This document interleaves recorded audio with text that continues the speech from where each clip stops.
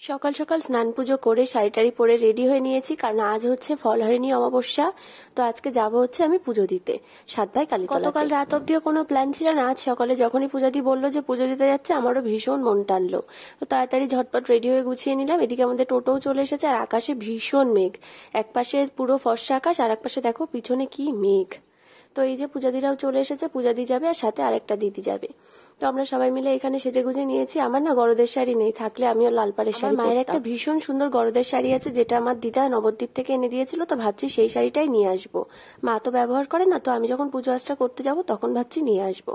তো বলতে না বলতে দেখো টোটোতে উঠেও পড়েছে, আর অর্ধেক রাস্তা চলেও কিন্তু এসেছি। আর এখানে ট বাজারে আবার একটুখানি আমরা দাঁড়ালাম, আর এটাও কিন্তু একটা মায়ের মন্দির। এখান থেকে পূজাদি কিছু ফল কিনবে, ওই যে ফল কিনতে গেছে, তো সেই জন্যই আমরা টোটোতে বসে অপেক্ষা করছি। তো চলো ফল কেনা শেষ, আবারও যাওয়া যাক। এই যে অনেক রকমের ফল টল কিনে চলে এসেছে, আর টাকলু এবার আমার কোলে। আমি শাড়ি পরেছি দেখে ও আমার মুখের দিকে হাঁ করে তাকিয়ে আছে, যে এটা কে, চিনতেই পারছে না। অর্ধেক রাস্তা যেতে না যেতে দেখে গুড়ি গুড়ি বৃষ্টি পড়া শুরু হয়ে গেছে, আর তারপরে এত জোরে বৃষ্টি আসলো যে টোটো সেই ঝাপগুলো নামিয়েই দিতে হলো। টাকলু কি করছে, আমার কোলে বসে সেই ঝাপের মধ্যে থেকে একটু করে পা বের করছে যাতে পায়ে জল লাগে। তো এই যে আমরা চলেও এসেছি, আর কি প্রচন্ড পরিমাণে যে ভিড় ছিল মানে ধারণা করা যায় না। তো আমরা এখানে এসেই দেখি আরো জোরে বৃষ্টি শুরু হয়ে গেছে। তো এখানে কুপন নিয়ে তাতে নাম টাম লিখে দিলাম। এখানে নাম গোত্র লিখতে পারে। যে টাকলু দেখো আমার মঙ্গলসূত্রটা ওর এত পছন্দ হয়েছে, ও খেলেই যাচ্ছে। এখানে নাম গোত্রটা আমার লেখা হয়ে গেছে। আজকে দেবো দ্বীপের নামে পুজো, আর একটা মানসিক পুজো আছে বাবার নামে, সেটা যখন মা বাবা আসবে তখন সবাই মিলে দিতে আসবো। এখন এক ছপ্পর পুজো হচ্ছে, তারপরেই কিন্তু আমরা বসবো।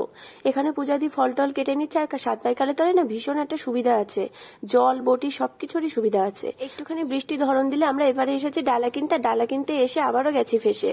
ভীষণ জোরে বৃষ্টি শুরু হয়েছে, দেখো কি প্রচন্ড বৃষ্টি।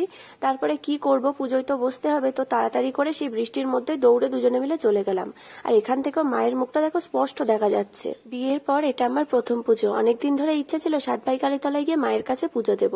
আজকে ফাইনালি সেই ইচ্ছাটা পূরণ হলো। আর পরে জানতে পারলাম আজকে ফলহারিণী অমাবস্যা। তো মানে দিনটা কিন্তু আরোই ভালো।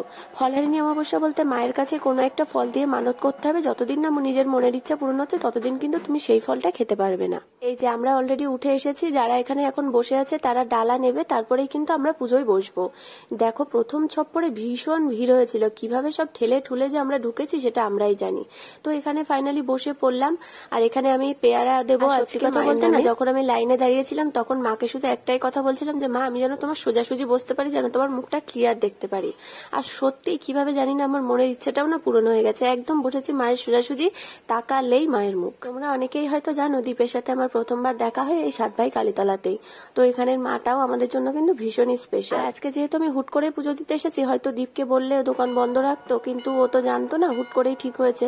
তো সেই জন্য আমি পূজাদিদের সাথে চলে এসেছি। এই যে ফুল নিয়ে বসে পড়েছি, এবার হবে পুষ্পাঞ্জলি। আর আমি বসেছি একদম মায়ের হাড়িকাঠের পাশেই। তারপরে অঞ্জলি দেওয়া শেষ হয়ে গেল, এবার দেব দক্ষিণা। আর ফলটা দিতে হবে যখন ডালা আনতে যাব তখন। যেহেতু এক এক পার্টে পুজো হচ্ছে, আমরা বসেছিলাম থার্ড পার্টে। এই যে এখন ডালা নেওয়ার জন্য নাম অ্যানাউন্স করছে, এক একজনের নাম বলবে আর প্রণাম করে দক্ষিণা দিয়ে ডালা নিতে হবে। আমার ডালা নেওয়া হয়ে গেছে, কিন্তু পূজাদিদের নাম এখনো বলিনি। তো আমি ভাবলাম একটুখানি ধারে কাছে ঘুরে আসি। আর এখানে পাশে না কার একটা মোমবাতি আর ধূপকাঠি দেখলাম। আমার মোমবাতি ধূপকাঠিগুলো নিয়ে নিয়েছে, তো সেই ধূপকাঠি আর মোমবাতি নিয়েই এখন আমি বেদির এখানে এসেছি মোমবাতি আর ধূপকাঠি ধরাতে। মায়ের কাছে অঞ্জলি দেওয়ার পর মন থেকে এত ভালো একটা পজিটিভ ভাইব আসছিল না, যে কি বলবো। মানে মনটা ভিতর থেকে ভীষণই খুশি ছিল। এমনিও আমি ভীষণ ভগবান মানি, পুজো আশ্রা করতে খুবই ভালোবাসি, কিন্তু উপোস করে না আমি পুজো করি না। কারণ একবার শিববাড়ি পুজো দিতে গিয়ে আমার মাথা ঘুরে পড়ে গেছিলাম, তারপর থেকে আমার বাবা আর আমাকে উপোস করতে দেয় না। তো আজকে অনেক বছর পরে আমি উপোস করে তারপরে কিন্তু মায়ের এখানে পুজো দিতে এসেছি।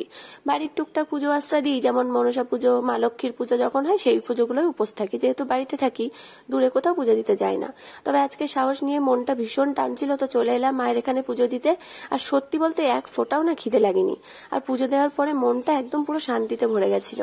তো আমি এখানে একটুখানি ভিডিও টিডিও করছিলাম। এটা হচ্ছে মায়ের মন্দিরের পেছন দিকটা, পেছনে একটা স্কুল মনে হয়। তারপরে এখানে এটা হচ্ছে মায়ের একটা ছবি। আর তোমাদের আগে যে জায়গাটা দেখলাম ওখানে সবাই মানতের ঢিল বাঁধে। ডালা নেওয়ার সময় পূজাদি একটা নারকেল কিনেছিল নারকেল ফাটাবে বলে, তো এখানে সেই নারকেলটা মনে হয় কোনো মনস্কামনা নিয়ে তারপরে যে ফাটিয়ে দিয়েছে। নারকেলটা ভীষণ সুন্দর।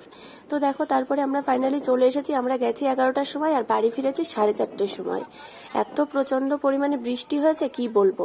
আর যখনই আমরা বাড়ি আসার সময় টোটোয় উঠেছি পুজোর শেষ, তখনই কিন্তু বৃষ্টিটা থেমে গেছে।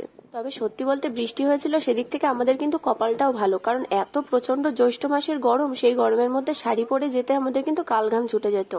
যেহেতু বৃষ্টি হয়েছে তো পুরো আরামসে আমরা যেতে পেরেছি, না এক ফোঁটা গরম লেগেছে, না একটুও কষ্ট হয়েছে। আর এখন আমাদের টোটো যেখান দিয়ে যাচ্ছে সেটা হচ্ছে বারোরপল্লী, এটা হচ্ছে বনগাঁর সব থেকে বৃহত্তম শিব মূর্তি। কি সুন্দর দেখো মূর্তিটা, এই জায়গাটা আসলে আমার মনটা পুরো ভরে যায়। আর সত্যি কথা বলতে আমি কিন্তু বাবা বুড়ো শিবের ভক্ত।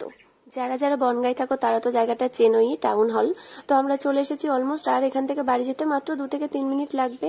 বৃষ্টির পরে কি সুন্দর পরিবেশটা শান্ত হয়ে গেছে, দেখো চারিদিকে পুরো নিস্তব্ধ, আর কি সুন্দর একটা পরিবেশ। বৃষ্টির পরে পরিবেশটা সত্যিই কিন্তু সুন্দর লাগে। বলতে না বলতে চলে আসলাম বাড়িতে, আর বাড়ি এসে দেখি ওরা দুজন অলরেডি খেতে বসে গেছে। দেখে ভীষণই খারাপ লাগছিল, মায়ের কথাটা মনে পড়ছিল যে বিয়ের পরে কিন্তু তোমার জন্য শ্বশুরবাড়ি থেকেও না খেয়ে বসে থাকবে না। আসলে সত্যিই তাই, আমি যতই লোকের জন্য না খেয়ে বসে থাকি না কেন, কেউ আমার জন্য কিন্তু না খেয়ে বসে থাকে না।